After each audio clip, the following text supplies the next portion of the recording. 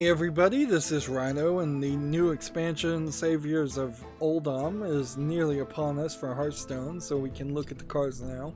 So you go into My Collection, and then you click Crafting, and then you click Include Uncraftable Cards, if you can actually click it, and then you filter down by Uldum. And last time we looked at the Paladin cards, so this time we'll look at the Priest cards. We started with the neutral cards. They're pretty neutral, to put it simply. Looking at the 4 previous hero class cards, there really hasn't been a lot in the neutral cards that synergized with them. I think that's probably true for most of the expansions that we've had recently. The only difference is because I made the decision to do the large amount of the work at the beginning, I'm now realizing that, oh yeah, there really isn't a lot of synergy between neutral cards and the hero specific cards. Of course, what is the benefit of doing the neutral cards first is I wasn't tired at the beginning, but I'm starting to get tired at the end. So I'm going to try and rush through these and do just about 10 minutes for the last 5 hero classes, which means 15 more minutes. And boy, I'm starting to get exhausted, and really we only have like 10 cards to talk about. The Priest first card we have is a 1 mana spell. It's a quest, technically a spell. Legendary card, Activate the Obelisk. The quest is to restore 15 health. Just as a reminder, quest cards, you always draw them at the beginning of your game, and then on the first turn you can play them for 1 mana. So far, at least, they've all been 1 mana. Theoretically, if you were playing in Wild, at least you could probably have 2 or 3 quest cards for some heroes. So all 3 of your cards would be quest cards, which that would be interesting challenge, but probably not a successful strategy. If you restore 5 health, you're rewarded with the Obelisk's Eye. Not knowing what the Obelisk Eye does, whether it's a spell card or whether it's just an effect, means you just have no clue. And that's been consistent with each of the hero classes. Every quest gives you a reward. I have no clue what they actually do, if they're great or if they're terrible. I can say, though, there is a big focus on quest in this expansion because it's pretty obvious every hero class is getting a quest. On top of that, every hero class is getting at least 1 rather powerful legendary minion. Next, we have a 1 mana spell called Embalmer's Ritual, or Embalming Ritual. Give a minion Reborn. I assume Reborn means that it resummons itself at the end of your turn, or the end of everyone's turn. I assume that Reborn just happens over and over again, and it's not like twin spells where you resummon yourself once and that's it. But it might be that you resummon yourself once and that's it. Not knowing what Reborn does exactly, you kind of don't know how good this card is, but it's probably fine for 1 mana. Next, we have a 2 mana, 1 attack, 2 health minion called Grand Mummy. It has the Reborn key phrase also, and a death rattle to give a friendly minion +1/+1. That's not terrible by any means. So that's totally playable. Although, arguably, and this is a weird thing, I guess, particularly for people like me who've been playing for over 5 years of Hearthstone, is you probably do have better cards as long as they still are in standard play and haven't been put in the wild. So this new expansion probably wouldn't change my deck builds. I'm not even sure I'm going to bother to do deck rebuilds in this next expansion. I will be doing a card pack opening experience, but I'm not sure I'm going to change anything. And just I've been doing alright with with the amount of gameplay I do on my accounts. So I don't know if I really want to go to hsreplay.net and have them tell me build a new deck. I probably do. I probably will do it because I'll want to try and use up dust and get more cards. Next, we have a 2 mana spell called Holy Ripple. Deal 1 damage to all enemies, restore 1 health to all friendly characters.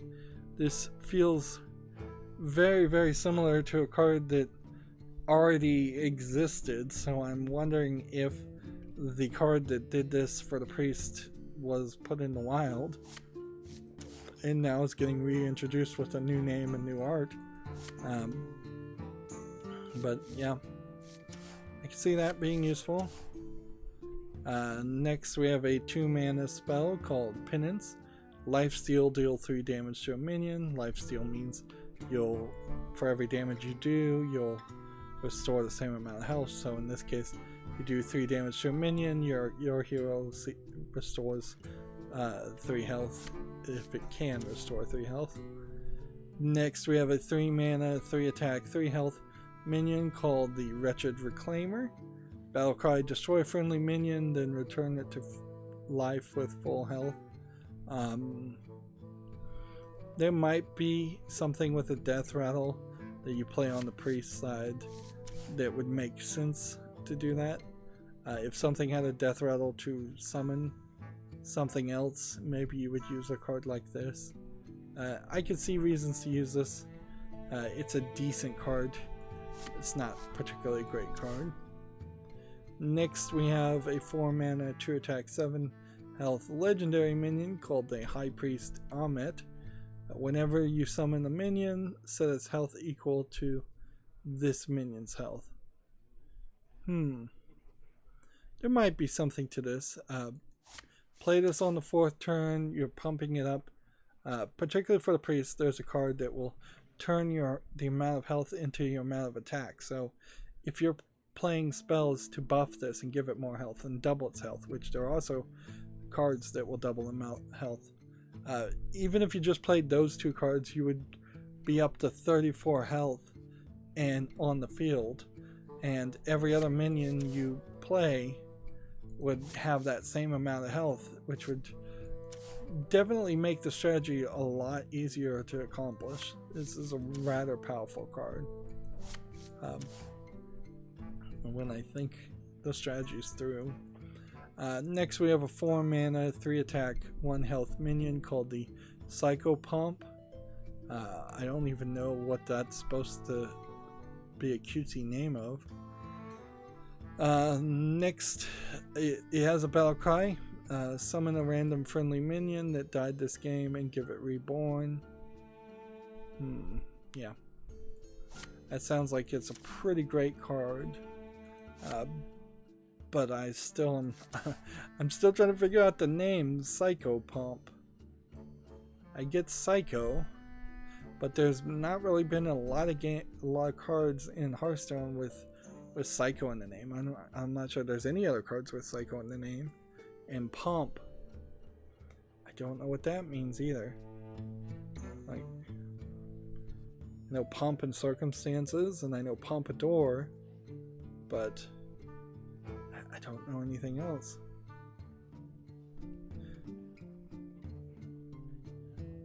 Yeah, I have no idea what that name is supposed to mean.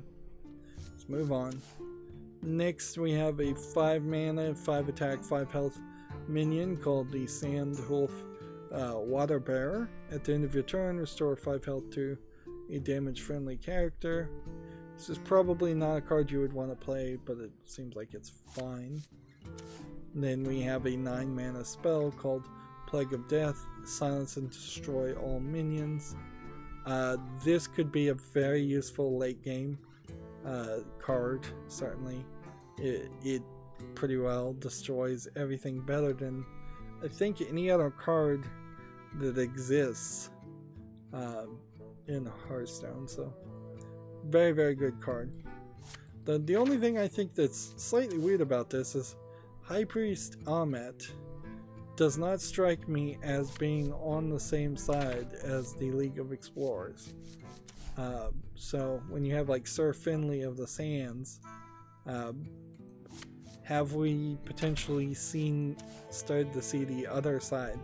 Because it feels like the League of Explorers would be fighting against what is an ancient Egyptian monster group of people, or monster race, and High Priest Ahmet feels like he's on that side. well, yeah, again, neutral cards, not really feeling like there's a great synergy between these cards, and we don't know what the quest really does, but this does look like an extremely powerful card.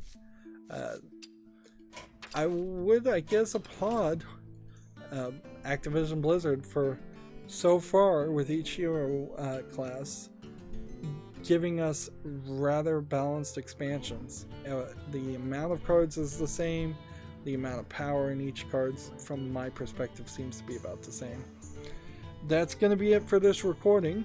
As always, I ask you to like, share, subscribe, comment, and watch every second of my videos.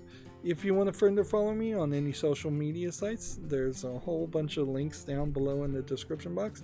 And if you want to support me even further, there's a link to Patreon, or you can friend me on Steam and gift me a game off my wishlist. Thank you for watching. Have a good evening.